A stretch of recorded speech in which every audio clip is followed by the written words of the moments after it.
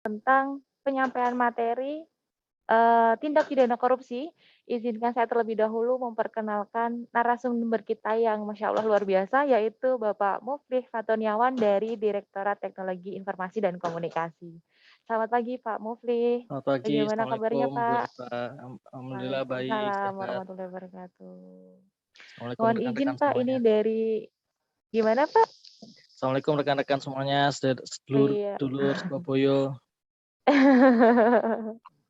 Ya, mohon izin Pak, ini dari KP Pratama Surabaya Tegalsari, mungkin Nggih. boleh diperkenalkan dulu, secara singkat, siapa tahu nanti setelah ini bisa mutasi ke Surabaya, Pak. Amin amin. Kok kenceng banget saya ya, amin ya. Amin. Sudah pernah ke penempatan di Surabaya atau belum, Pak? Saya Sebelumnya dulu belum? magang di Simokerto, sekarang kayaknya nggak ada ya Simokerto, 616. Iya iya, sudah di-merger Pak untuk Di-merger Simokerto. ya, iya. Di merger, Tahun ya Mungkin sudah ke 2011, hilang Tegalsari, Mas. Pak.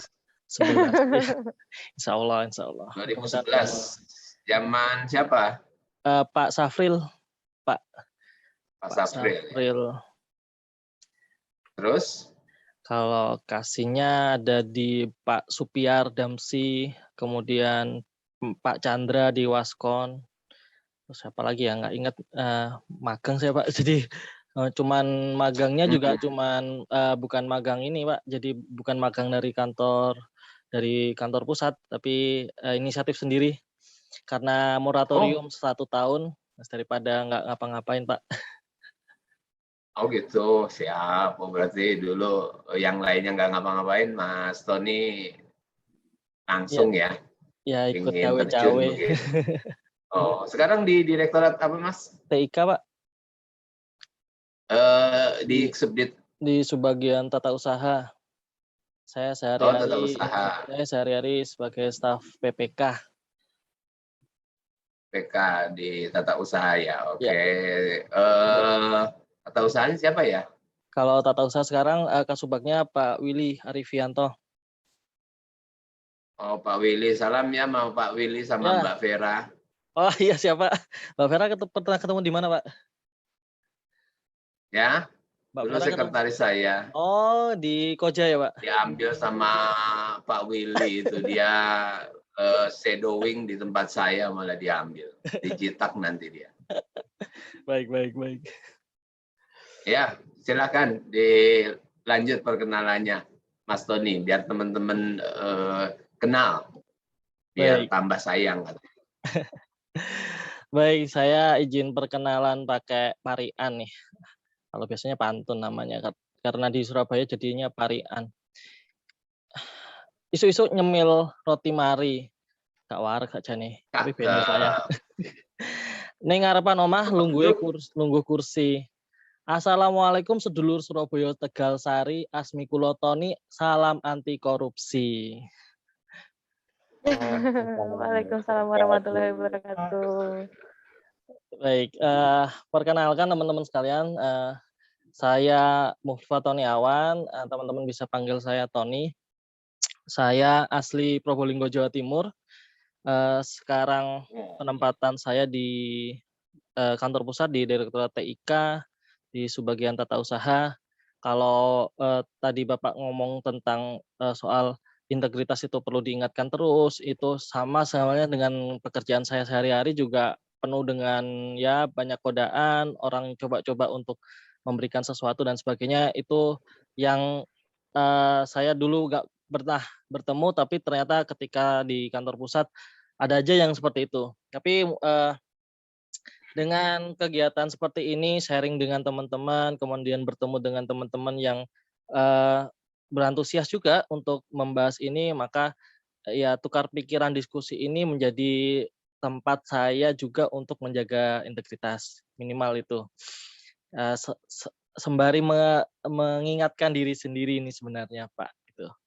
Saya, tersertifikasi penyuluhan anti korupsi tahun 2019, sertifikasi saya di Makassar, 2 minggu setelah itu saya mutasi ke Jakarta gitu. Sebelumnya saya di KPDDP Makassar, 5 tahun, 4 tahun ya? 5 tahun. Nah, di penyuluhan anti korupsi ini, saya, alhamdulillah dapat kesempatan banyak berinteraksi dengan teman-teman di lembaga anti rasuah KPK sebagai fasilitator diklat juga sejak tahun 2020. Kemudian kemarin juga mengembangkan kurikulum diklat prestasi, namanya diklat pelatihan integritas bagi ASN, yang saat ini masih dijalankan oleh Kementerian Kelautan dan Perikanan. Mungkin nanti ke depannya akan ke Kementerian KL lain atau ke Pemda lain. Kemudian saya juga asesor kompetensi untuk penyuluhan anti korupsi, dan beberapa komunitas yang saya sama teman-teman itu inisiatif untuk membentuk, diantaranya komunitas penyuluhan anti korupsi di Jabodetabek, ada namanya Jarum Integritas, ada komunitas penyuluhan anti korupsi satu Kementerian Keuangan, itu namanya PAK Dana Rakca. Nah, kalau di Kementerian Keuangan sendiri sekitar 200-an, sebenarnya 260 orang sudah tersertifikasi sebagai penyuluh anti korupsi. Banyak tersebar, maka itu dari itu biar berdampak maka dibentuklah komunitas. Itu kira-kira teman-teman, Pak Setiawan dan Pak Iwan Setiawan dan teman-teman sekalian.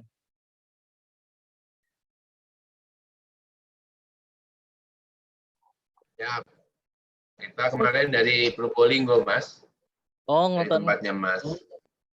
Iya, main air di sana. Arung Jeram, Mbak. Iya, di Songa itu. Bisa nggih. Tempatnya Ya, Pak oke. Oh, tempatnya siapa? Ini Pak Agus Subagio, ini kasih di Madya Gresik ya, Pak. Oh gitu. Tempatnya di situ ya? Iya, ada salah Jangan-jangan satu. yang punya Songa juga ya? Sepertinya gitu. Sepertinya gitu. Oh iya, siap. Enggak, Mas? Nggih. Saya lanjut paparan, Mbak Eva, Bu Eva. Boleh langsung dilanjutkan nggih. ke pemaparan materinya, Bapak. Baik, bismillahirrahmanirrahim. Masih Mbak, Mas? Oh, masih Mbak. Nggih. Khawatir salah, Pak, ketutupan masker, Pak. Nggih, bismillahirrahmanirrahim. Allahumma ilman nafi'an wa rizqan thayyiban wa amalan mutaqabbalah. Assalamualaikum warahmatullahi wabarakatuh. Rekan-rekan di KPP Waalaikumsalam warahmatullahi Pratama wabarakatuh. Surabaya Tegal Sari, perkenankan pagi ini saya akan membawakan, ya, mengulas, mungkin teman-teman sudah pernah mendengar tentang delik tipikor, tentang integritas, tentang bahaya dan dampak korupsi dan sebagainya. Mari kita refreshment biar judul penyuluhan ini benar-benar terinternalisasi. Memang kita tidak bisa untuk korupsi, gitu ya. Kita tidak bisa untuk terlibat korupsi. Jadi dari kita sendiri yang keluar inisiatif bahwa korupsi tidak kita mulai. Sebelum kita mulai, seperti biasa yang saya lakukan, saya meminta teman-teman untuk memastikan semua perangkat elektronik, terutama laptop, HP yang lagi tersambung ke listrik, pastikan mohon dalam keadaan aman, pastikan aman dari konsleting. Kemudian sarankan untuk mengecek audio. Nanti kalau saya tiba-tiba tidak menyala audio saya atau tampilan saya, silakan memberi feedback di chat ya, biar saya cek.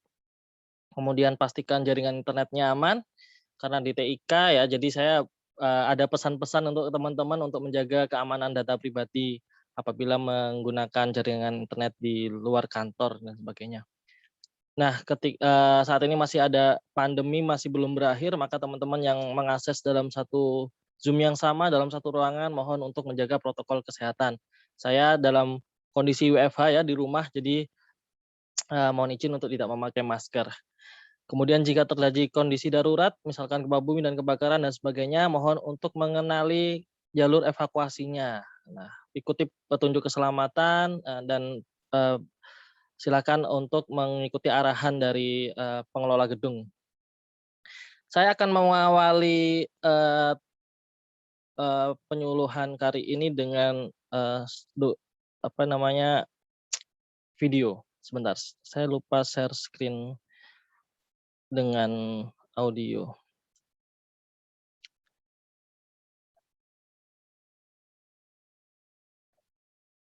Oke, mudah-mudahan terdengar suaranya.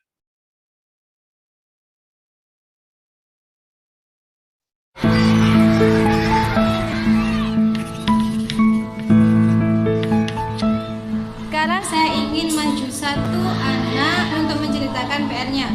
Ayahku adalah seorang petani. Berkat dia, kita bisa makan nasi sampai hari ini. Ayahku adalah seorang guru.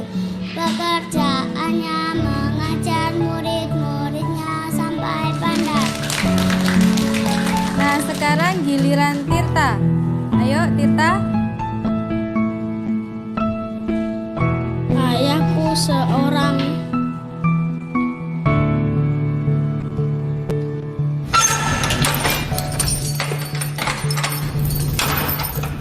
Ayahku seorang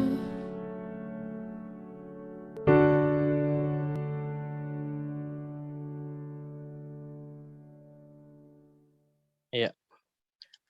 Rekan-rekan sekalian, kita coba amati perbedaan mimik atau air muka dari anak-anak yang hari ini menceritakan tentang profesi ayahnya. Ayahku adalah seorang petani. Nah, lihat, meskipun ayahnya seorang Berkat dia petani, ini. mimik yang dia Ayahku keluarkan adalah bagian seorang murid Giliran. sampai pandai. bahkan Nah, mendapatkan sekarang apresiasi giliran dari Tirta. teman-temannya. Namun dengan mungkin kita saat ini bekerja untuk mereka, untuk ya memberikan sesuatu ke mereka, menafkahi mereka dan sebagainya lah. Rumah yang mewah, mobil yang nyaman dan sebagainya dan mungkin itu menurut kita adalah kebahagiaan bagi mereka. Namun ternyata semua itu hilang karena sang bapak yang bekerja itu tersandung kasus korupsi ditangkap oleh penyidik dari lembaga anti rasuah. Nah, ini mencerminkan bahwa apa yang mungkin kita kejar hari ini, mungkin apa yang kita upayakan, itu kalau kita salah dalam melangkah dan mengambil niat, dan betul yang dikatakan Pak Iwan tadi bahwa mungkin kita salah juga dalam eh, menjaga integritas kita karena integritas itu naik turun teman-teman. Belum tentu saya yang sekarang ngobrol hari ini itu kuat dengan apa yang saya akan hadapi nanti. Belum tentu juga saya aman dalam kondisi yang aman menahan godaan. Banyak banget godaan yang saya alamin.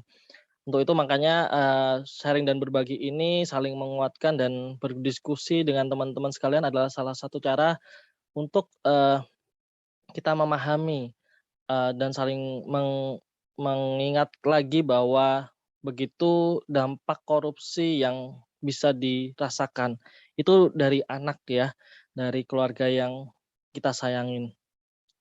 Apalagi masyarakat yang luas, rakyat Indonesia yang juga akan menerima dampaknya. Kita akan berbicara lebih jauh nanti. Nah, apa yang dilakukan oleh sang bapak itu tersandung kasus korupsi, entah itu apa korupsinya, tapi yang jelas fraud itu terjadi dulu disebutkan oleh Donald Creasy bahwa kasus korupsi fraud itu terjadi bisa karena karena adanya tekanan dari pihak luar, kemudian adanya kesempatan atau peluang dan adanya rasionalisasi atau pembenaran. Apa yang kita lakukan kira-kira kita merasa bahwa apa yang kita lakukan itu benar karena mungkin semua orang itu benar. Kalau dilihat kalau baca-baca ya dari buku sejarah DJP dulu yang zaman-zaman jahiliyah, hampir semua kantor ya hampir semua merasionalisasi apa yang diberikan oleh wajib pajak, stakeholder dan sebagainya. Dan itu salah satu bentuk rasionalisasi, salah satu bentuk kenapa fraud itu terjadi. Alhamdulillahnya dalam kondisi yang saat ini ada, hal itu sudah tidak terjadi lagi, kita sama-sama sadar dan itu tidak bisa lagi dirasionalisasi, dibenarkan. Oleh Wolf Hermanson dan Hermanson pada tahun 2004 dikembangkan lagi dari tahun 1950 sebelumnya dikembangkan pada tahun 2004 ditambahkan dengan capability. Orang yang mempunyai kapasitas yang lebih biasanya akan mempunyai peluang juga. Jadi ada peluang nih beririsan, ada peluang untuk melakukan korupsi. Orang yang mungkin staf baru masuk di kantor dengan orang yang sudah lama dan memiliki wewenang bisa berbeda apa yang menjadi penyebabnya. Dan penyebab-penyebab ini kita harus tahu biar kita bisa minimalisir gitu ya, dan mencegah mungkin nanti ke depan kita bisa menemukan tekanan ya.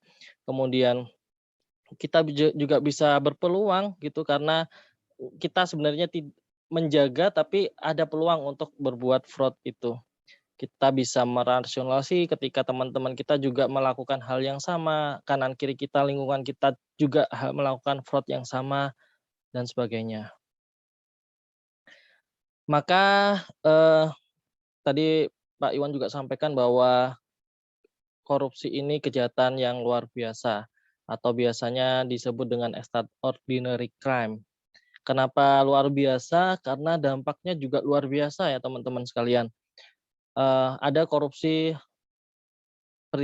suap perizinan tambang ilegal, pembukaan tambang atau pembukaan hutan lindung, yang seharusnya hutan lindung ini untuk menjaga ekosistem lingkungan, menjaga kualitas air, menjaga kualitas udara dan sebagainya, kemudian dibuka karena adanya kepentingan kapitalis untuk menguasai wilayah itu, dilakukan suap, akhirnya terjadilah kebakaran hutan. Tidak hanya kebakaran hutan teman-teman yang diakibatkan, penyakit yang diakibatkan oleh kebakaran hutan itu juga harus disubsidi oleh pemerintah melalui jaminan kesehatan.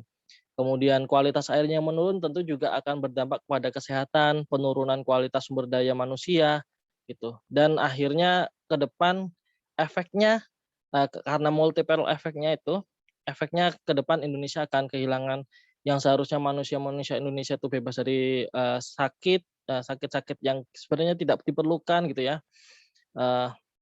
Akhirnya sakit-sakitan, kemudian tidak berkembang dengan baik dan sepertinya.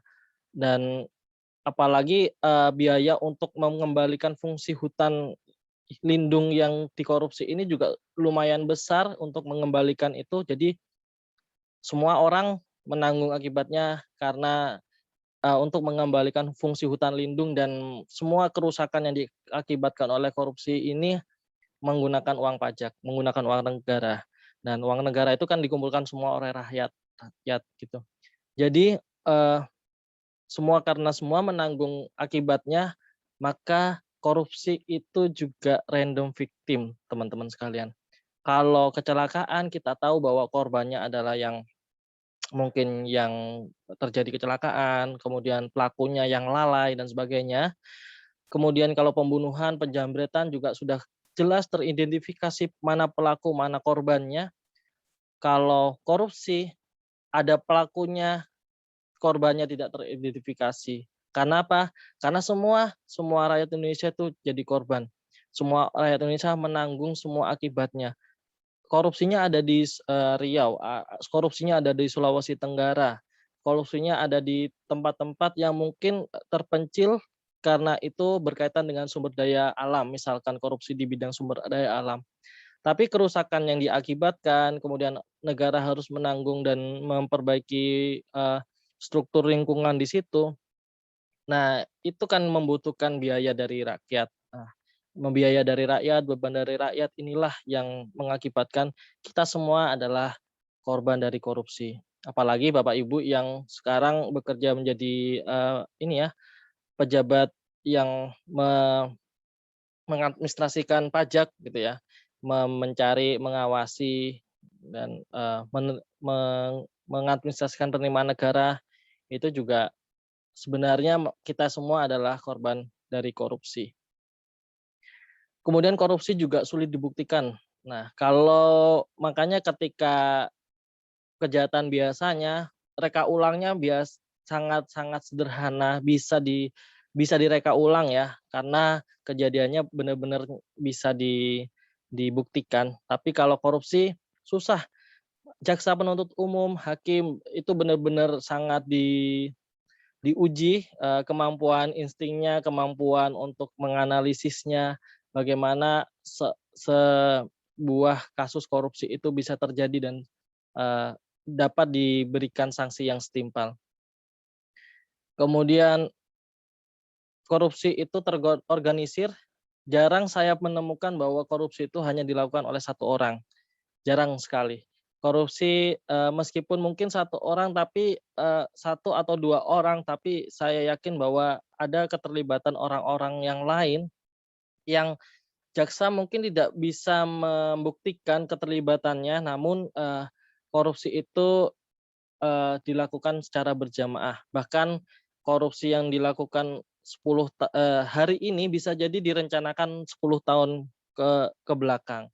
Karena sedang mempersiapkan peraturannya, aturannya, kemudian bagaimana aturan itu bisa nanti masuk ke dalam potensinya, potensi kebocorannya, itu sudah dipersiapkan mulai, mungkin 10 tahun atau 20 tahun yang lalu.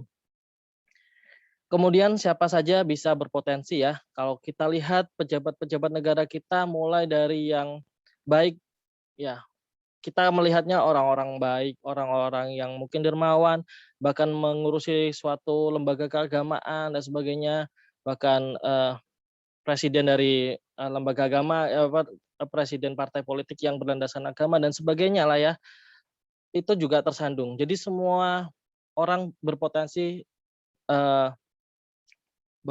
untuk terkena korupsi. Bahkan, ini ada salah satu mantan kepala satuan SKK Migas, itu juga tidak merasa bahwa, dia sedang melakukan korupsi. Dia mengakui bahwa menerima gratifikasi tapi tidak merasa, korupsi. Dia menganggap bahwa korupsi adalah kegiatan yang merugikan keuangan negara saja gitu ya. Tidak ada kok kalau karena gratifikasi kan tidak ada uang negara yang sedang dikorupsi gitu ya teman-teman sekalian. Tapi, si Pak Rudi ini bilang bahwa, "Saya tidak sedang korupsi, saya tidak merugikan keuangan negara, saya hanya terima hadiah," gitu.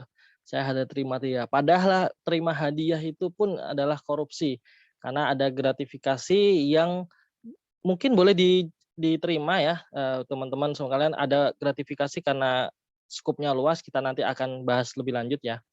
Skopnya luas, boleh diterima, ada yang tidak boleh diterima karena berkaitan dengan jabatan, karena kita PNS, karena kita nanti akan berpotensi untuk melawan hukum gitu. Ini contoh-contohnya.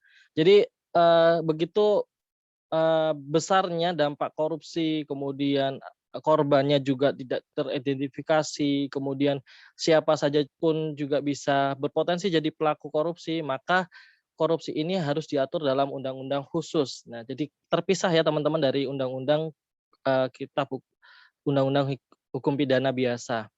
Jadi korupsi itu diatur dalam Undang-Undang Nomor 31 Tahun 1999, junto Undang-Undang Nomor 20 Tahun 2001. Nah, kalau yang baru direvisi itu Undang-Undang KPK-nya ya teman-teman sekalian. Jadi kalau Undang-Undang Tipikornya masih dalam, Undang-Undang yang tahun 20 tahun nomor 20 tahun 2001.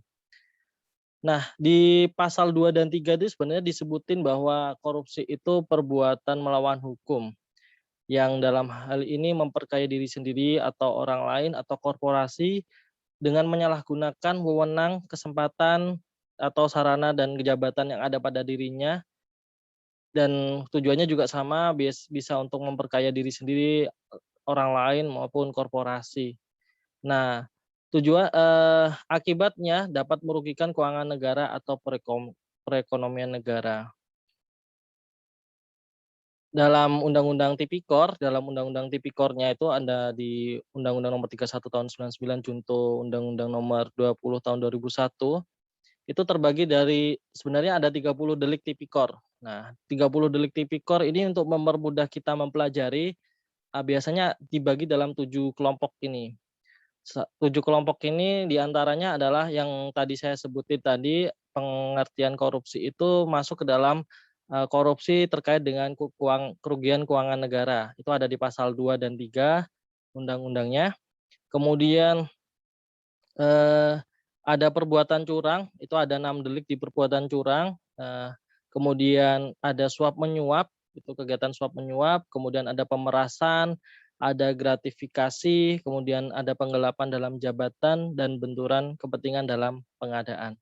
Kita coba bahas satu persatu ya, biar teman-teman mungkin tahu yang mana kegiatan peran kita itu sebenarnya berpotensi untuk fraud itu di titik mana gitu ya, atau apa potensi korupsi yang mungkin saja bisa saya lakukan dengan yang saya dengan peran saya saat ini. Dalam rangka biar kita bisa mencegah gitu ya. Mencegah biar kita tahu untuk mencegah biar tidak kita melakukannya.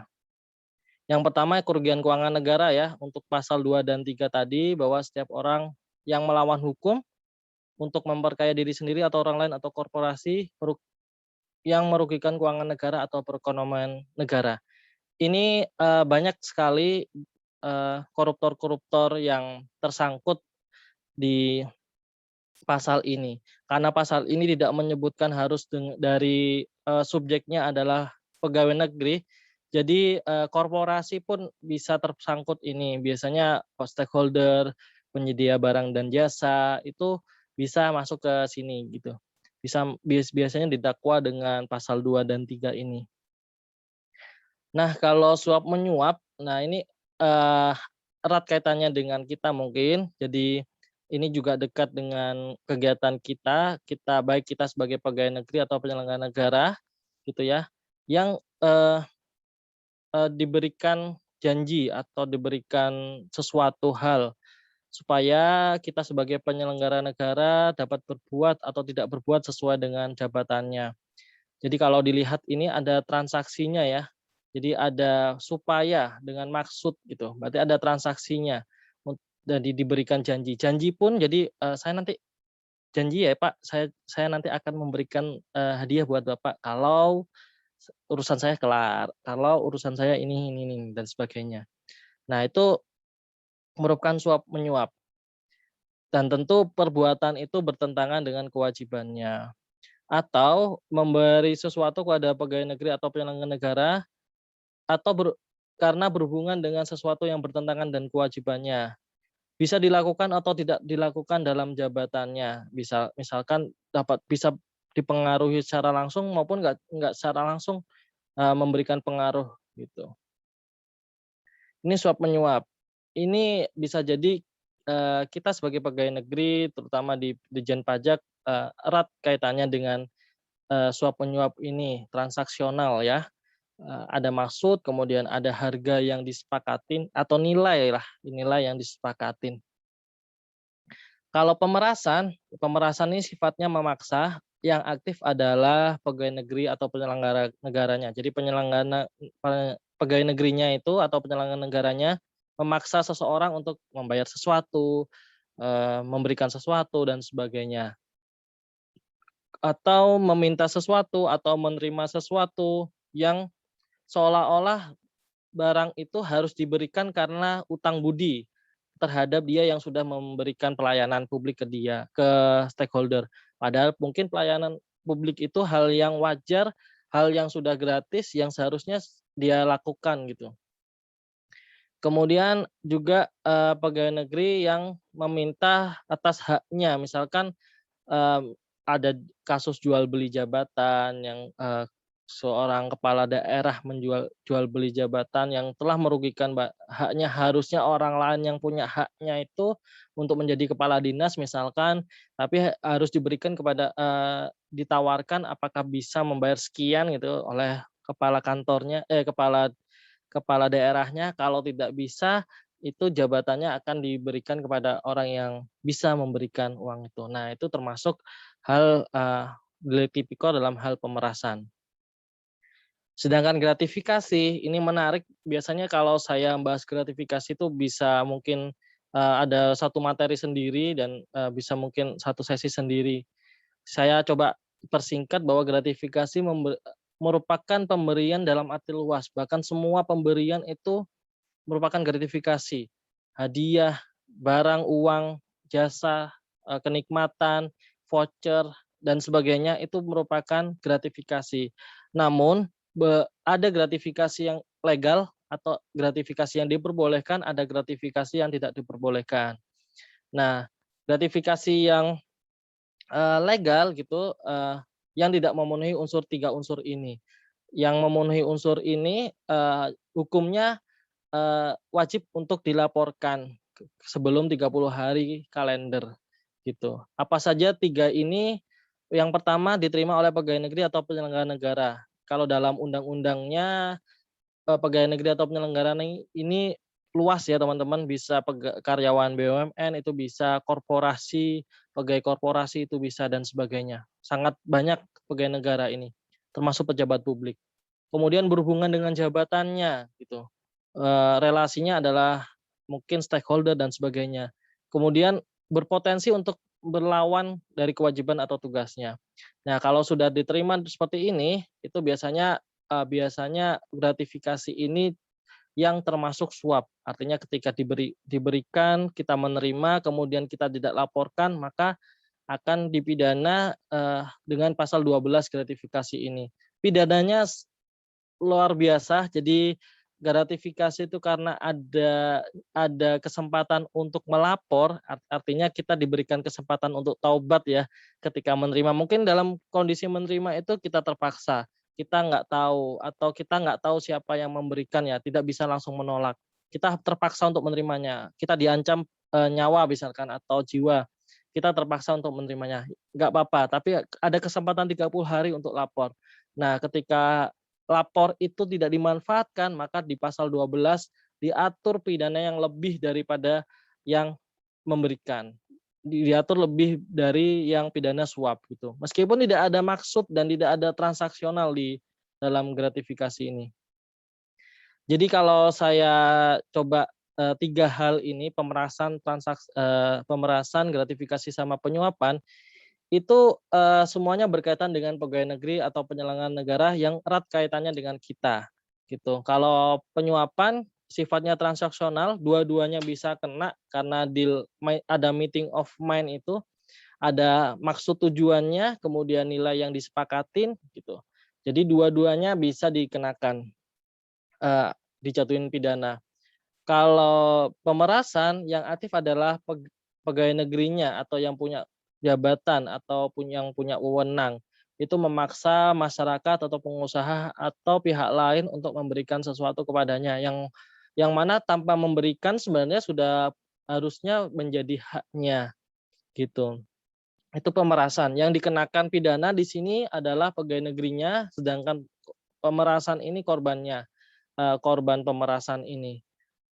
Kemudian yang gratifikasi itu sifatnya penyelenggara negaranya penyelenggara negaranya itu pasif ya. Jadi tahu-tahu datang gitu, tahu-tahu menawarkan, tahu-tahu diberi sesuatu gitu ya. Tapi kalau yang pengusaha atau masyarakatnya itu bisa, kalau ini memang terindikasi suap, pengusaha masyarakatnya bisa dikenakan pasal suap gitu ya, yang memberikan. Tapi yang menerima itu jauh lebih banyak dikenakan pasal gratifikasi.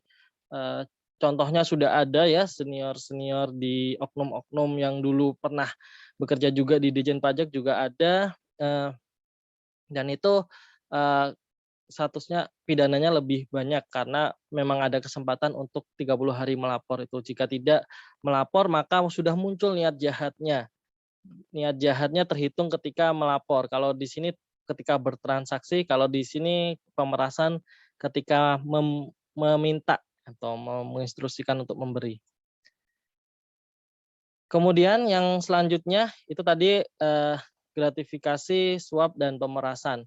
Selanjutnya penggelapan dalam jabatan. Nah, ini orang yang punya jabatan atau wewenang yang dia sengaja menggelapkan semacam uang atau surat berharga atau dokumen-dokumen yang lain yang disimpan karena jabatannya, atau membiarkan orang lain menggelapkan atau mengambil barangnya tersebut, atau membantu malah untuk melakukan perbuatan tersebut.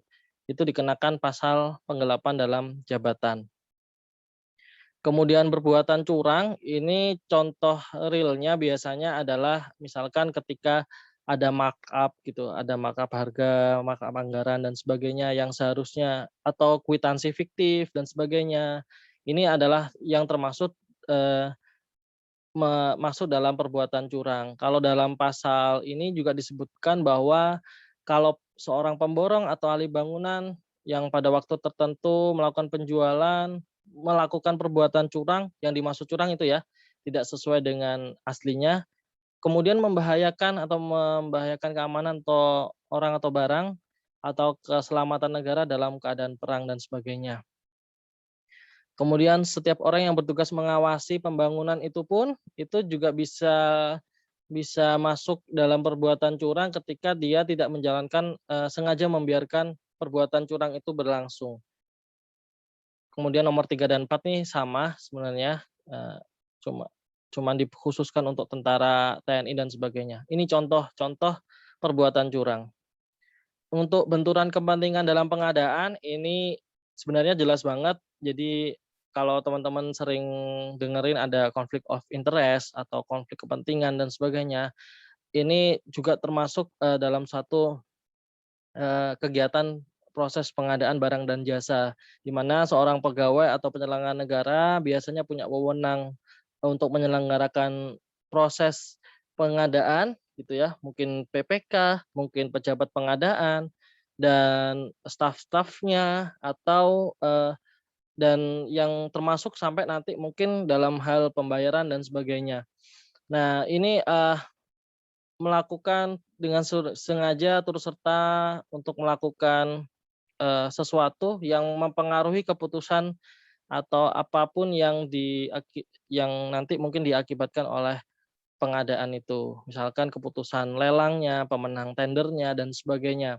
Nah, ketika misal, konflik kepentingan tuh bisa jadi, ayahnya adalah pegawai negeri, kemudian si anak atau keluarganya ikutan tender di dalam situ, kemudian ada pengaruh ayahnya yang bisa mengakibatkan keputusan tender itu, lain gitu ya, atau akhirnya dipilihlah, si keluarganya tersebut padahal kualifikasinya tidak memadai.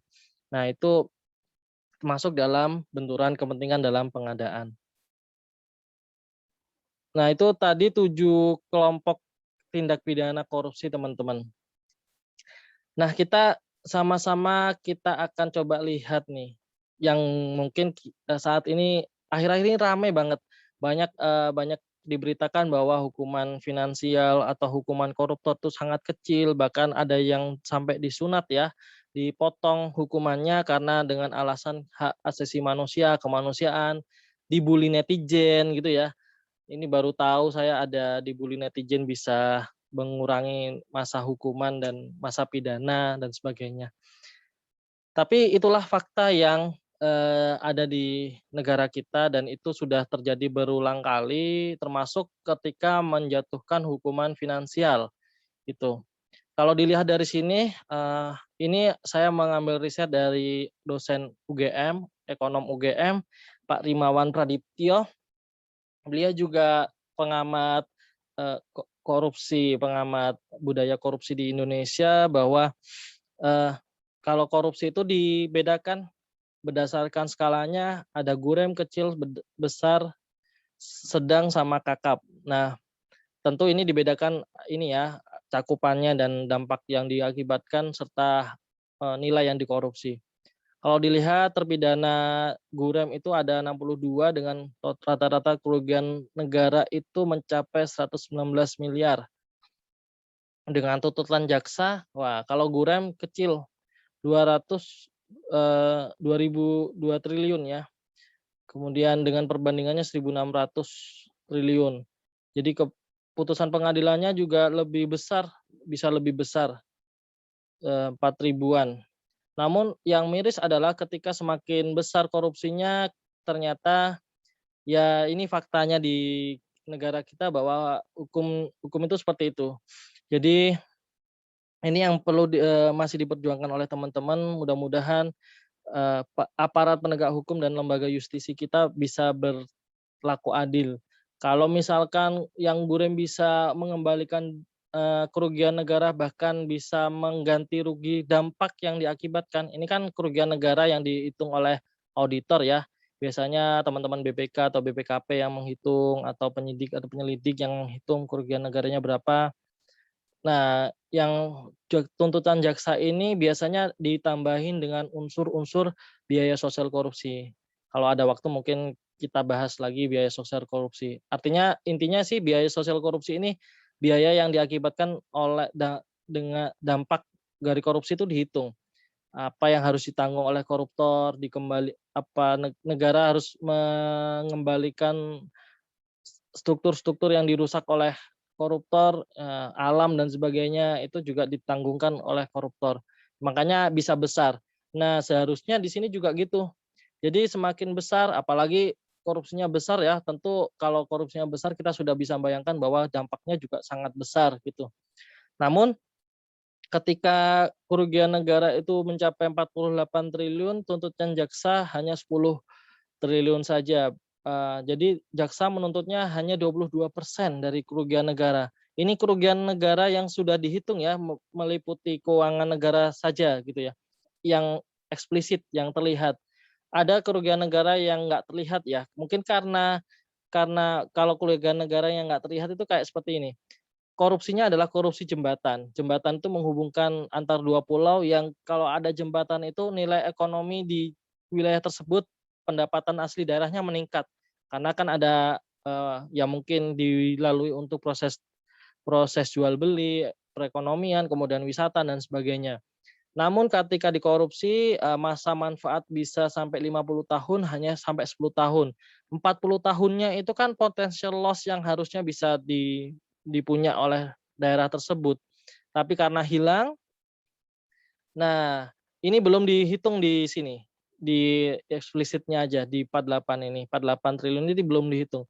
Sedangkan yang hilang tadi itu masuk ke dalam biaya sosial korupsi yang sebenarnya implisit, potential loss ketika seharusnya daerah tersebut sudah bisa mandiri, namun akhirnya negara karena jembatannya rusak, perekonomiannya mandek, wisatanya juga mandek, nggak ada pendapatan lagi, negara akhirnya mensubsidi, kemudian menggelontorkan DAU, DAK ke daerah tersebut, bantuan juga untuk tetap menjalankan aktivitas di wilayah tersebut.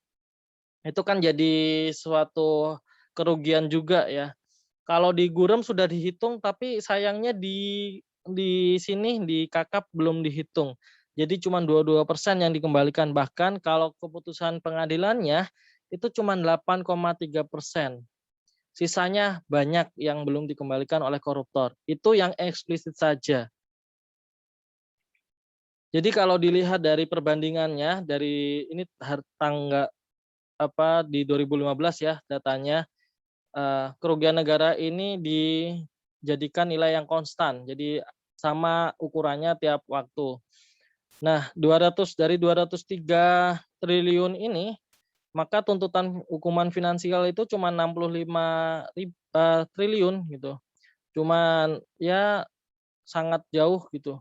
Kemudian ketika putusan pengadilan dijatuhi hukuman, turun lagi menjadi 21,3 triliun. Ini sangat miris ya. Ternyata koruptor itu masih disubsidi.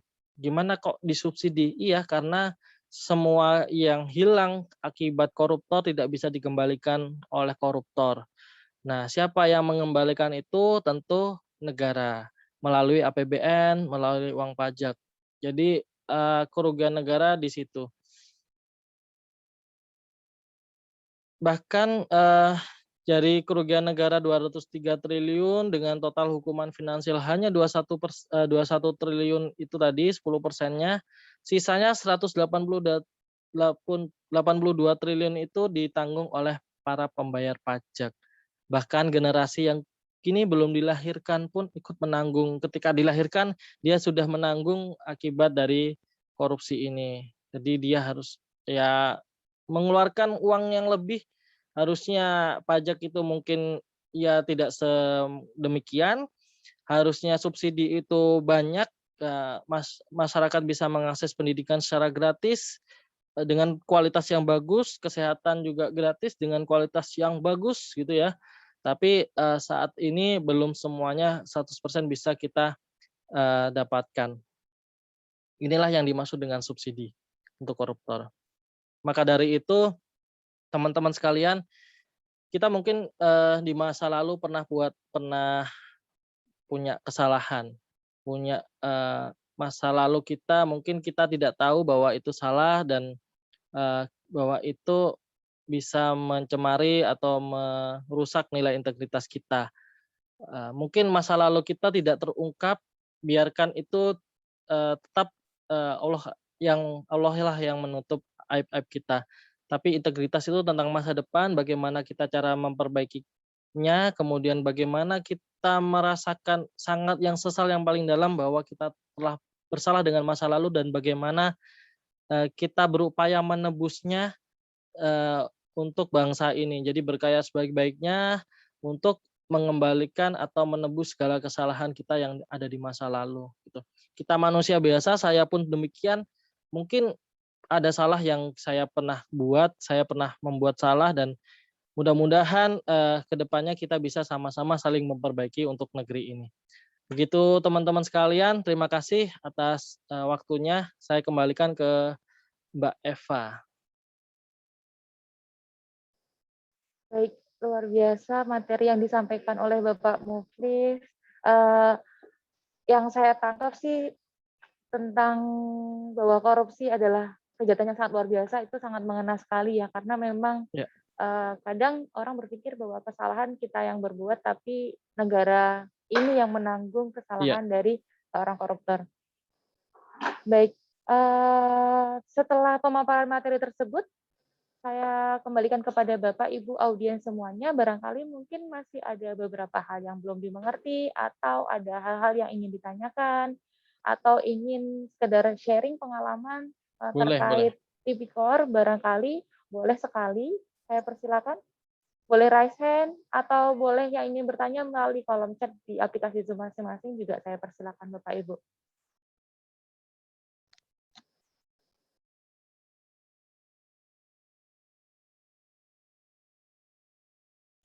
Ada Bu Dwi nih Mbak. Gimana Mas? Ada Bu Dwi Ratnawati yang raise hand-nya. Oh iya. Silakan Mbak Dwi. Terima kasih Mbak Eva. Assalamualaikum warahmatullahi wabarakatuh. Waalaikumsalam warahmatullahi wabarakatuh. Waalaikumsalam warahmatullahi wabarakatuh. Selamat pagi dan salam sejahtera bagi kita semuanya. Terima kasih atas kesempatan yang diberikan. Terima kasih juga kepada Pak Tony atas materi yang benar-benar membuka wawasan saya, karena selama ini materi-materi tentang korupsi itu masih normatif gitu. Ini benar-benar yang detail dan teknis sekali. Terima kasih sekali lagi. Saya mau sharing ini Pak. Ya. Saya sebagai orang pajak itu benar-benar tertohok gitu. Karena kasus Gayus ini kan kita internal semua ya. Iya. Internal DJP semua maksudnya. Iya. Kasus Gayus itu terjadi hampir 20 tahun, 10 tahun yang lalu ya Pak ya. Betul. 2010 ya. Tapi saya 2 kali kena imbasnya gitu. Maksudnya di waktu yang dalam berdekatan di 2018 ketika saya sedang menemani ayah saya opname di salah satu rumah sakit di Surabaya, saya ditanyain sama perawatnya, Mbak kerja di mana? Saya kerja PNS di DJP Pak. Oh temannya Gayus ya Mbak. Padahal kasus itu sudah terjadi puluhan tahun yang lalu. Benar. Saya seperti itu. Terus yang kedua, ketika kemarin saya jadi pemateri di ini dialog interaktif perpajakan, ini akademisi ini dosen itu mempertanyakan lagi masalah Gayus. Ini pajak ini image-nya masih karena Gayus dulu ya kayak gitu seperti itu. Betul. Jadi benar-benar saya itu ternyata nggak bisa terlupakan itu. Ya, betul. Dan ternyata kasus itu sampai sekarang itu masih berlanjut terus, bahkan yang terbaru orang yang saya kagumi gitu, salah satu direktur kita gitu, Pak A, P, nah Hmm. seperti itu. Nah itu juga tersangkut kasus seperti itu. Ya. Nah, apakah DJP pernah melakukan penelitian gitu, Pak? Saya juga pernah mendengar bahwa 60% orang yang melakukan korupsi itu adalah orang yang berpendidikan tinggi justru. Ya. Yang tingkat intelektualnya itu tidak perlu diragukan lagi. Betul. Nah, apakah DJP pernah melakukan penelitian? Kenapa gitu loh, orang-orang yang intelektual, orang-orang yang mungkin juga religius, Iya. apakah ini semacam DNA gitu ya? Kita itu kayak mempunyai gen yang memang itu membuat kita gampang untuk melakukan korupsi, atau apakah karena tekanan lingkungan yang sampai sebegitu besarnya kah gitu loh? Ya. Itu apakah ada motif khusus yang mungkin ketika didalami setiap mungkin ya Pak ya ini, setiap pegawai DJP yang melakukan korupsi itu didalami apakah ini karena keluarganya atau karena memang asli pola pikirnya orangnya yang melenceng seperti itu. Itu apakah pernah dilakukan penelitian gitu? Terus apakah ada solusi konkret gitu untuk Oke. mengatasi hal ini? Karena sampai sekarang ternyata Masih nggak ada. dengan kenaikan tukin, kenaikan kesejahteraan itu nggak ngefek gitu. Saya menangkapnya seperti itu loh Pak. Ya. Mungkin itu aja yang bisa saya sampaikan. Terima kasih. Wassalamualaikum warahmatullahi wabarakatuh. Waalaikumsalam warahmatullahi wabarakatuh.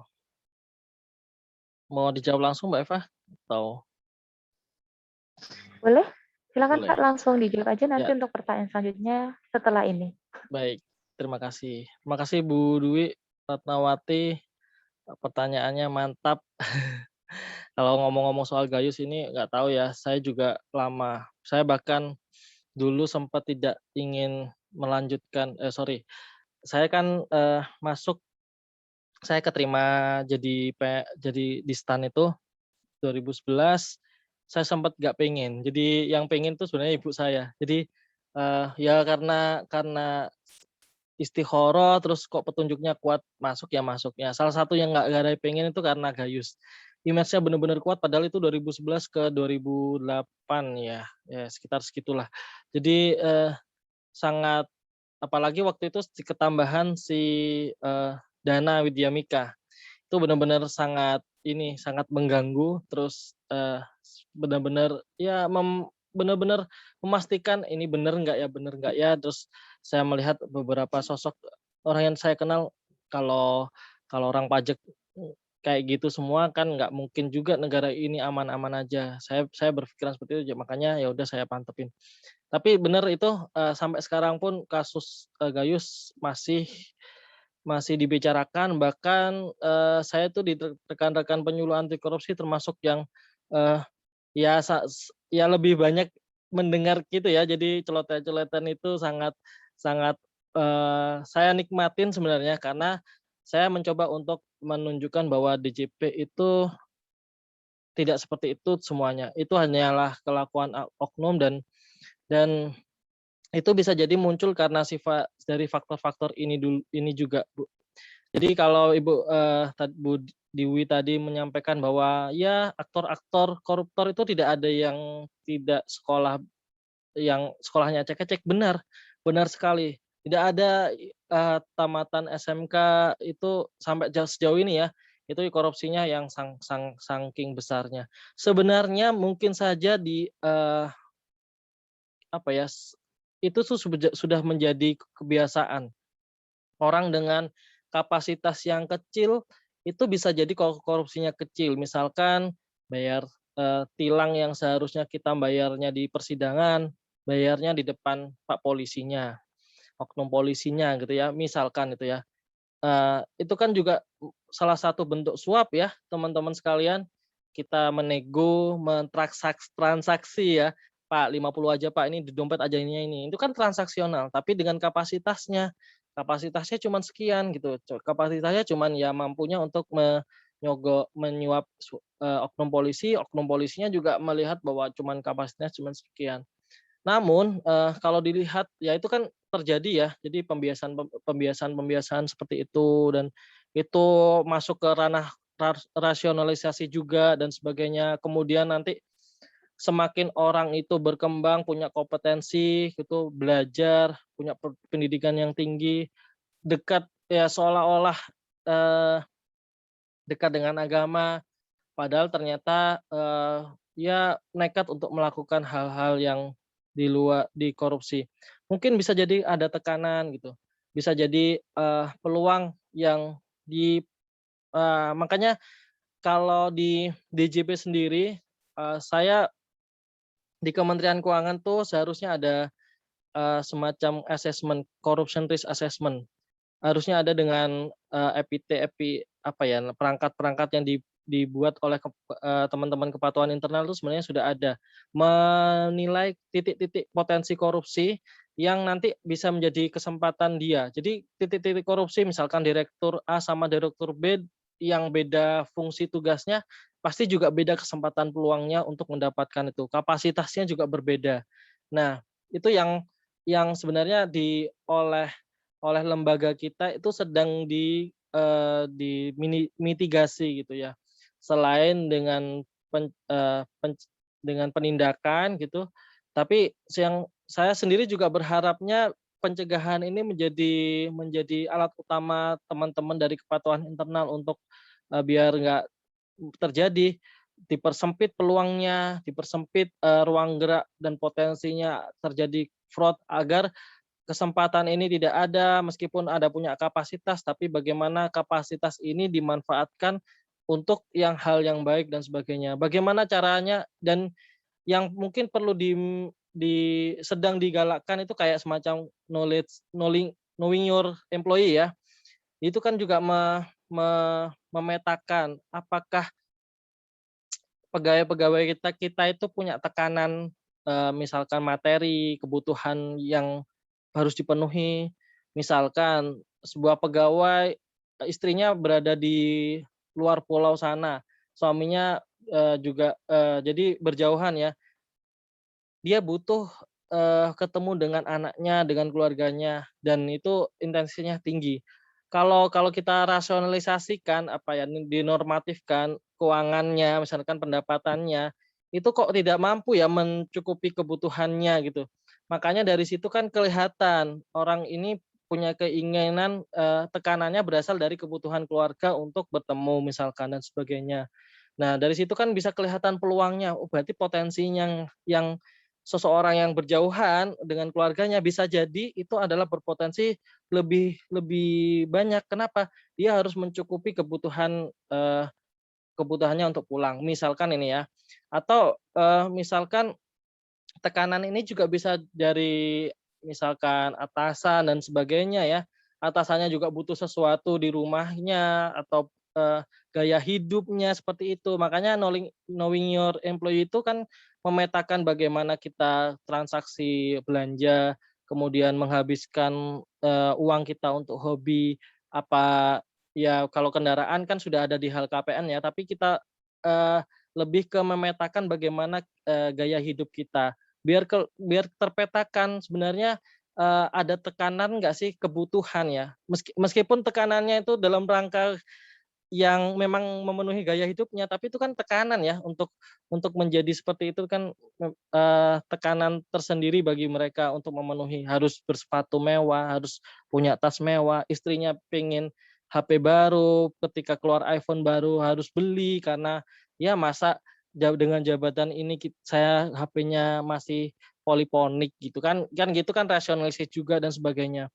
Nah itu yang bisa mengakibatkan orang terindikasi korupsi. Tapi saya juga masih mencari-cari apakah, eee, hasil dari pemetaan itu bisa memetakan, seberapa besar. Jadi ada indikatornya orang ini berada di range berapa ya potensi korupsinya atau range berapa potensi pelanggaran yang mungkin bisa dia lakuin atas dasar kebutuhannya, atas dasar kapasitasnya, kemudian lingkungan sekitar gitu, dan peluang-peluang yang mungkin terjadi. Ada satu teori lagi selain, Diamond Theory itu ada Gone Theory. Jadi, korupsi itu bisa terjadi karena GONE, G-nya itu greedy atau keserakahan, ya, orang nggak puas dan sebagainya. Ini dorongan internal, bisa jadi dorongan internal, bisa jadi dorongan yang ada di rumah dan lingkungan sekitar terdekatnya. Kemudian ada opportunity juga, jadi GO-nya, O-nya opportunity, kesempatan yang dia bisa lakukan. kemudian need ada kebutuhan untuk dia ya bisa jadi kebutuhan dianya, kebutuhan organisasinya, mungkin kebutuhan untuk memperlakukan orang lain dan sebagainya. Ada juga exposure. Exposure itu E-nya pengungkapan. Ketika kasus korupsi itu jarang korupsi misalkan kecil-kecil tidak terungkap, maka itu akan menjadi kebiasaan dan suatu saat ketika terungkap tahu-tahu sudah besar gitu ya. Tahu-tahu sudah besar padahal mungkin yang dilakuin itu sudah menjadi kebiasaan dia gitu. Kira-kira seperti itu kalau di DJP sendiri tools-nya kalau saya lihat sudah ada knowing your employee, ada juga teman-teman dari KI itu kalau nggak salah ada ZI juga ada indikatornya untuk ini ya penilaian risiko anti korupsi itu menilai titik-titik potensi korupsi di peran-peran tertentu di kantornya masing-masing. Itu ada. Jadi harusnya kalau itu teman-teman menjalankan misalkan zona integritas itu dijalankan dengan utuh dengan benar-benar sebaik-baiknya bukan cuman pengumpulan dokumen gitu ya teman-teman. Jadi memang terinternalisasi kegiatannya benar-benar dilakukan itu insya Allah ya memang sudah menjadi standar yang seharusnya lembaga pemerintah lakukan. Kira-kira begitu Bu Dwi. Nanti kalau mungkin ada penelitiannya gitu ya. Saya juga kenapa kasus ini bisa terjadi dengan orang yang high level, pinter, lulusan luar negeri misalkan, dan tapi kok tetap aja ya attitude-nya seperti itu. Nah itu saya juga penasaran mungkin kapan-kapan saya pengen meneliti itu juga, membuatkan dalam sebuah jurnal. Terima kasih Bu Dwi, inspirasinya juga. Terima kasih banyak Pak Tony atas jawabannya. Iya, sami-sami. Baik, Pak Muflih.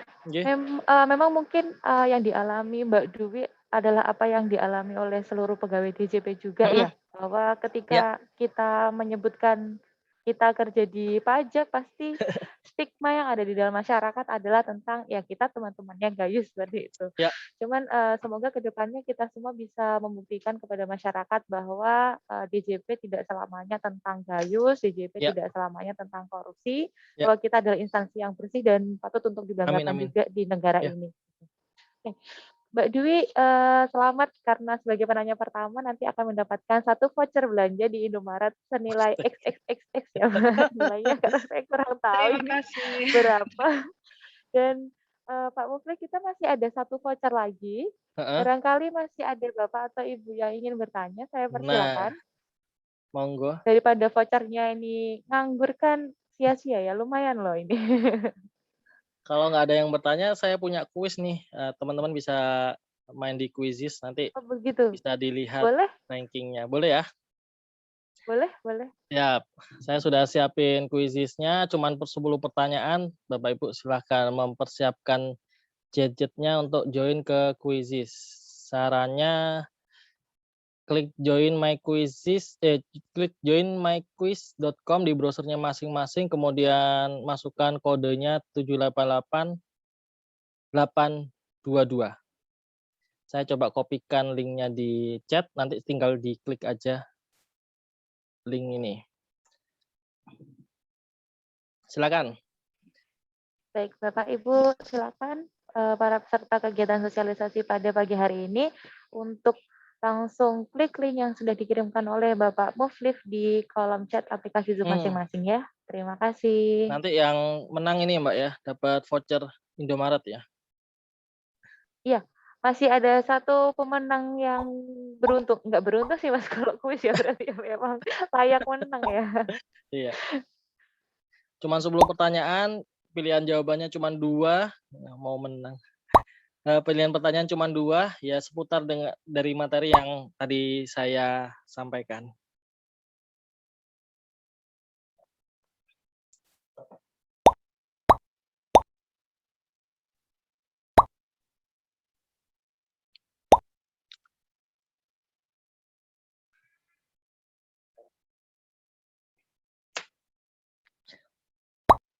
Tegalsari itu di Dinoyo ya? Bener ya? Saya lupa ingat.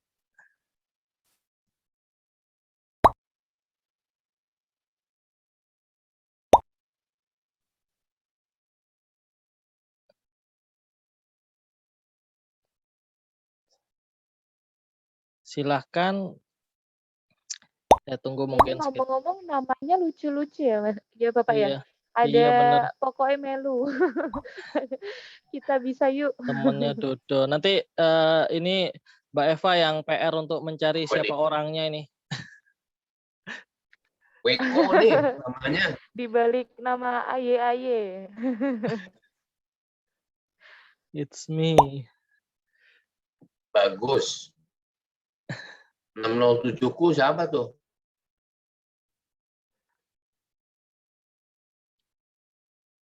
Gak ada yang ngaku, Pak. Mengamankan diri kayaknya nih, Mbak. Nanti kalau menang Ada yang gimana? namanya mau menang nih. Ngarep banget ini mau menang nih.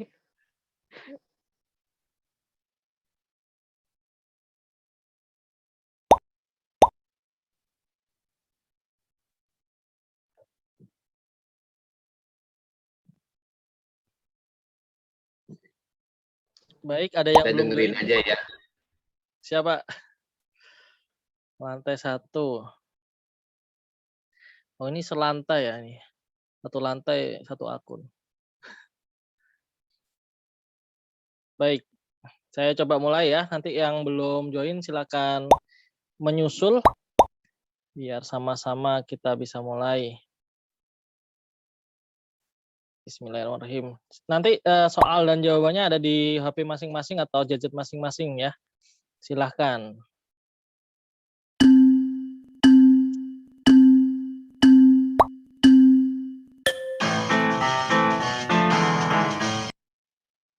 Saya matikan.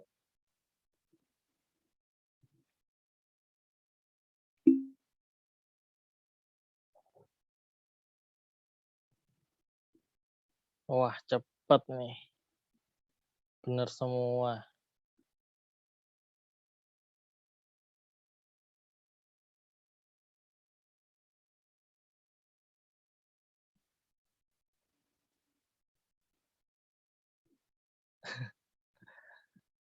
Mau menang harus menang nih.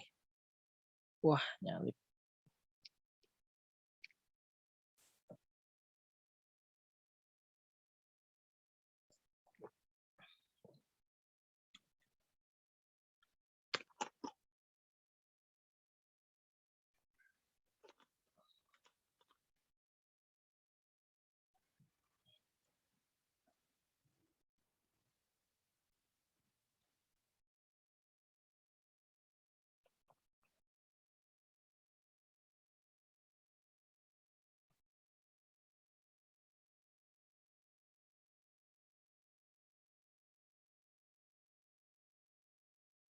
Ada yang kesulitan mengaksesnya? Enggak ya, udah semua 28 orang ini. Yang belum join tadi bisa nyusul, silakan langsung diklik linknya di Zoom chat.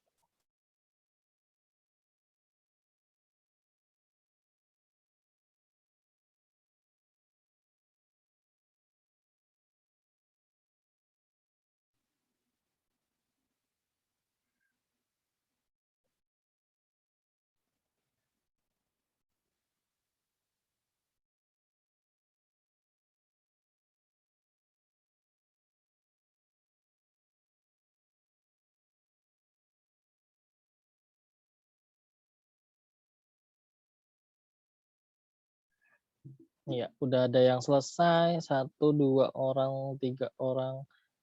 Mau menang sepertinya ini ya, mikir-mikir ini ada 2 soal yang belum selesai. Eman-eman kalau salah. Mau menang banget soalnya Mas itu, Mas. Iya, betul, betul.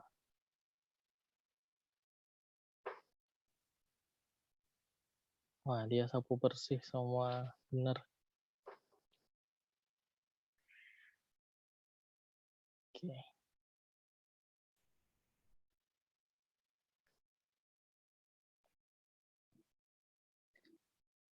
Iya, oke, rata-rata udah benar.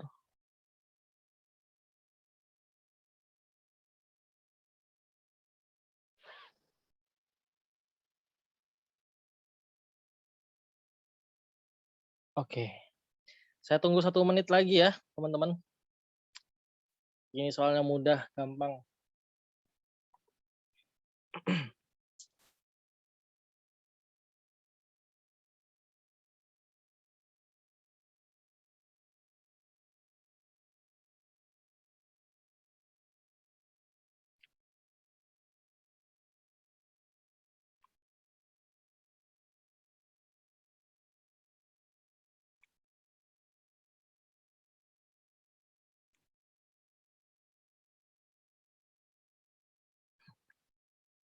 Mas Dodo ternyata ini ya, famous di sini Mbak Eva. Dodo temannya Dodo. Apalagi ada di Siapa Dodo ini? Ada doa ibu, doa doa ibu. ayah nggak ada ini. Oke, saya akhiri ya. Masih ada yang nambah.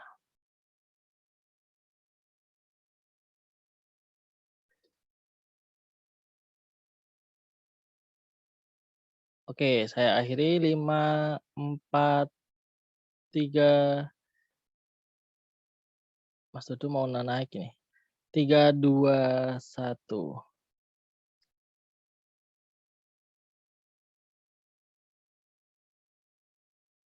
Iya, siapa ini? Mau menang, benar-benar menang Mbak Eva, silakan. Siapa mau menang? Biar Wah, dibantu Mbak Evanya. ya di balik Cari nama mau di menang balik huruf. nama mau menang, silakan. Cuman salah satu ya. Kita Pemenang lihat voucher belanja menarik ini, Mas. Voucher terakhir. voucher terakhir. Ada kesulitan atau mau dibahas kuisnya? Kita coba lihat ya. Ini rata-rata benar. 47% benar.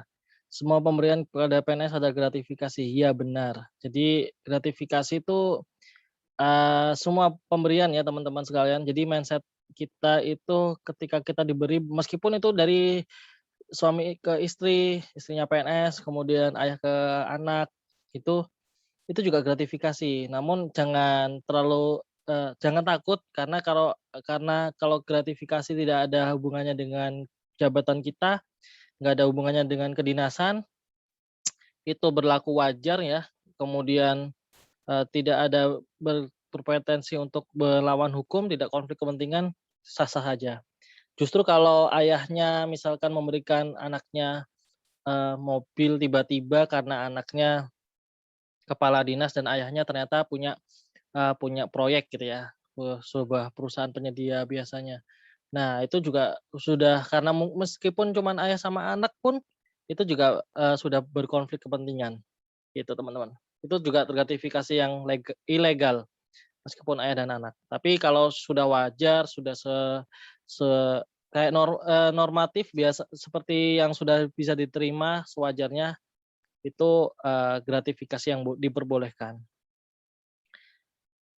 Nah, ini kata kuncinya yang tidak termasuk Diamond Theory, Fraud Theory ini keberuntungan ya, gitu. Kesempatan iya, tekanan iya, rasionalisasi iya, satunya bukan keberuntungan, satunya kapasitas, ya. Ada 33 benar, 33% benar. Nah, untuk 7 kelompok tipikor, ini ada 47% menjawab, jawabannya benar. Ini salah ya, ada yang salah di sini. Yang salah apa kira-kira teman-teman? Dari 7 kelompok ini, perbuatan curang, suap menyuap, benturan kepentingan dalam pengadaan, gratifikasi, pembunuhan ya, ya betul, pembunuhan. Meskipun menghilangkan nyawa, tapi bukan tindak pidana korupsi. Setiap orang yang melawan hukum, memperkaya diri sendiri atau orang lain, satu korporasi, merugikan keuangan negara, itu bukan termasuk gratifikasi ya teman-teman ya. Jawabannya yang benar adalah salah. Ini ada 53% yang salah. Karena gratifikasi itu belum tentu merugikan keuangan negara gitu ya. Kalau saling ngasih aja gitu kayak kasus yang pernah terjadi itu kan gitu ya.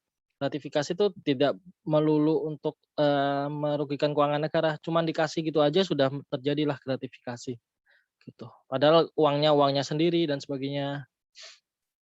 Gitu. Kemudian gratifikasi dianggap suap apabila tidak lapor 30 hari kalender sejak gratifikasi diterima.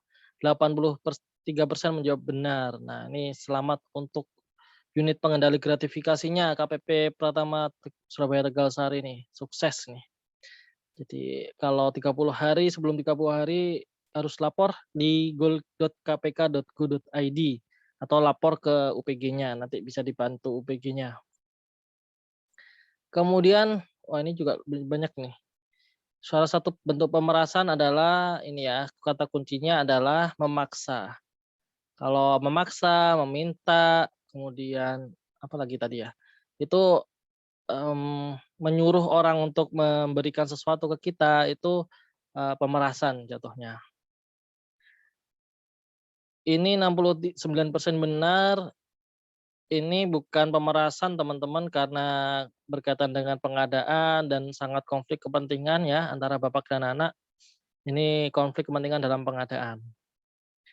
Kemudian gratifikasi memenuhi unsur pidana jika diterima oleh pegawai negeri berhubungan dengan jabatannya, ini benar.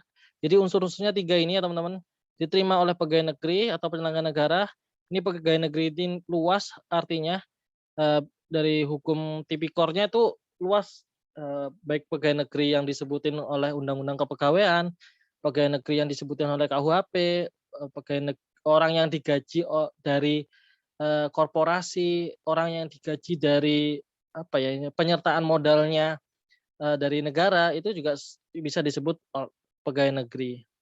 Kemudian berhubungan dengan jabatannya, ini biasanya saya ini mengidentifikasinya gini, kalau saya PNS di Direktorat TIK, saya dapat enggak ya? Saya dapat ketika saya menjadi PNS Direktorat TIK. Tapi kalau saya di rumah, saya bukan siapa-siapa atau saya tidak di PNS di sini, apakah saya juga dapat hadiah ini? Nah, kalau dapat ya berarti bukan gratifikasi gitu. Tapi kalau tiba-tiba dengan status kita itu dapat hadiah gitu, maka itu salah satu bentuk gratifikasi yang memenuhi unsur pidana. Tiga-tiganya harus terpenuhi ya, berlawanan dengan kewajiban atau tugasnya juga. Gitu. Kemudian sebuah perusahaan A menjanjikan sesuatu, memberikan sesuatu sudah termasuk suap menyuap. Jawabannya 92% benar. Korban kejahatan korupsi tidak dapat teridentifikasi, ini 50-50 ya. Iya, 50%. Ada yang menjawab iya, ada yang enggak. Tidak, korban korupsi tidak pernah menuntut ya teman-teman, rekan-rekan semuanya. Jadi kalau korban-korban kejahatan yang lain biasanya deliknya delik aduan, ada tuntutan, bukan tuntutan ya, laporan ya. Laporan dari korban. Kalau kita nggak ada laporan ya teman-teman sekalian. Ada baru kemarin yang sebenarnya dijadikan tuntutan itu yang korban korupsi bansos itu yang kemarin akhirnya menuntut untuk diadili karena merugikan hak warga. Gitu Bu Eva, Mbak Eva. Kuisnya monggo dicari mau menang. Baik, ini di balik akun mau menang, mau menyampaikan sepatah dua patah kata Nah, atau Anda ini sebagai pemenang sayembara pada pagi hari ini? Gak mau ngaku ini kayaknya nih. Atau vouchernya dilimpahkan ke saya aja? Baik. Demikian tadi kuis terkait materi tindak pidana korupsi yang telah disampaikan oleh Bapak Muflih Fatoniawan yang telah Bapak Ibu semuanya ikuti. Selamat kepada Mbak Dwi Ratnawati dan pemenang kuis atas nama Mau Menang. Barangkali sebelum saya tutup, saya ingin menyampaikan sedikit bahwa sebagai warga negara yang baik kita pasti mencintai negara ini. Namun bentuk rasa cinta kepada negara kita saat ini tidak perlu kita wujudkan dengan mengangkat senjata barangkali ya Pak ya. ya betul. Hanya dengan bentuk sikap tegas kita menjauhi tindak pidana korupsi sudah cukup sebagai bukti bahwa kita mencintai negara kita ini. Ya, Gitu. betul. Semoga kita sebagai pegawai DJP yang baik bisa membantu mewujudkan DJP yang bersih dari tindak pidana korupsi. Amin. Baik, Bapak Muflih, mungkin masih ada yang ingin disampaikan atau bisa saya akhiri? Sudah cukup Mbak, saya mengucapkan terima kasih kepada teman-teman, khususnya Pak Iwan Setiawan yang sudah hadir dan berkenan mengundang saya untuk berbagi di sini. Mudah-mudahan kita bisa berjumpa lagi di lain kesempatan, bertatap muka secara langsung. Terima kasih, mohon maaf kalau ada salah Ya, kami yang mengucapkan terima kasih juga atas waktu yang telah diluangkan oleh Bapak Muflih, juga ilmu yang telah disampaikan. Semoga bisa bermanfaat bagi kami semua Amin, keluarga amin. besar KPP Pratama Surabaya Tegalsari. Pak Iwan, barangkali Makasih. masih ada yang ingin disampaikan, Pak? Siap, ya makasih Mas Tony. Mas Tony Ya. katanya Mbak nggak mau Oh iya, manggilannya nggak mau itu. Pak Oh, Tony. Mbak Eva ini Mas Tony. pemenangnya udah ada di sini, Pak. Oh ini. Oh, itu Pak. Wah, Oh, itu pemenangnya. Waduh, Wah, luar biasa nih. selamat Itu urusannya Mbak Esa. Mbak Dapat Komputernya hadiah nggak kan bisa, ya? Mbak. Oh gitu.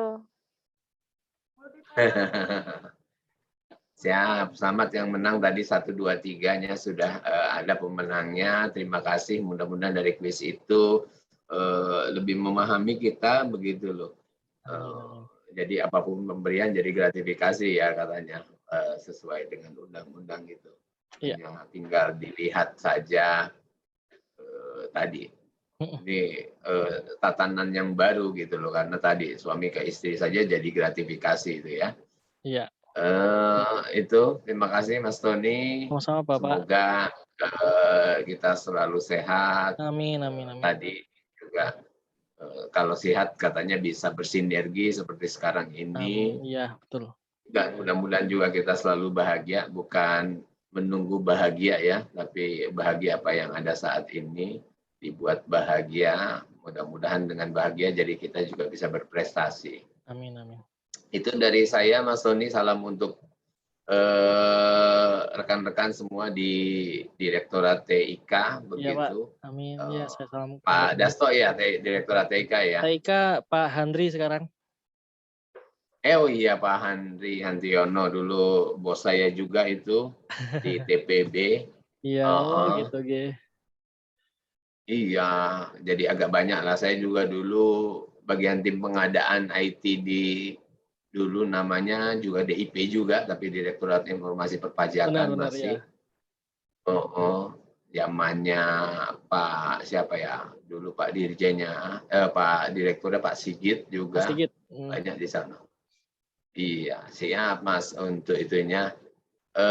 Tadi salam khususnya ke Pak Willy begitu. Tadi Ya, itu Pak. Mbak Eva bagaimana? Pak Willy mau narik Mbak Eva ke Jakarta enggak gitu? Mbak Eva mau Mbak Eva ke Jakarta Mbak Eva? Mbak Eva asli Jakarta. Saya di Surabaya aja, Pak. Mbak Evanya nggak mau ke Jakarta katanya. Jadi bilang ke Pak Willy jangan sekali-kali narik Mbak Eva ya gitu. Yang lain Pak mungkin. Yang lain Tapi nanti fotonya aja saya dulu. kirim ke Pak Willy, Mbak Eva. Waduh. Saya off kamera aja gimana? Kalau gitu ya. Baik, makasih Mas Tony. Sama-sama Pak. Jumat berkah, Nuwun, mudah-mudahan ilmunya Nggih. pagi-pagi berkah ini masih Amin, amin. ada waktu di kami setengah 12-an nih udah mulai Jumatan. Tapi kalau di Jakarta mungkin jam 12 kurang ya. Ya, 12 kurang. Mudah-mudahan kita sehat semuanya teman-teman. Mudah-mudahan ilmu yang disampaikan tadi bisa bermanfaat Amin. bagi kita yang notabene memang kita adalah ASN. Begitu saja dari saya. Kurang mohon maaf. Assalamualaikum warahmatullahi wabarakatuh. Waalaikumsalam warahmatullahi Waalaikumsalam wabarakatuh. warahmatullahi wabarakatuh. Warahmatullahi wabarakatuh. Baik, Bapak Ibu semuanya, sebelum saya tutup, sekali lagi saya mengucapkan terima kasih kepada Bapak Tony atas materi sosialisasi yang sangat menyenangkan dan menarik yang disampaikan pada pagi hari ini. Terima kasih atas waktu yang telah diluangkan. Kepada Bapak dan Ibu seluruh pegawai KPP Pratama Surabaya Tegalsari, saya juga mengucapkan terima kasih atas partisipasinya, antusiasnya, dan waktu yang telah diluangkan. Saya mohon maaf apabila ada kesalahan saya dalam berucap. Akhirnya saya tutup. Wassalamualaikum warahmatullahi wabarakatuh. Selamat beraktivitas. Selamat siang. Waalaikumsalam warahmatullahi wabarakatuh. Izin pamit teman-teman dari Surabaya Tegalsari. Assalamualaikum. Semoga segera kembali ke Surabaya, Pak Amin Tony. ya Allah, amin. Cuma didoakan seperti ini, mudah-mudahan ijabah. Masya Allah, amin. Amin. Assalamualaikum.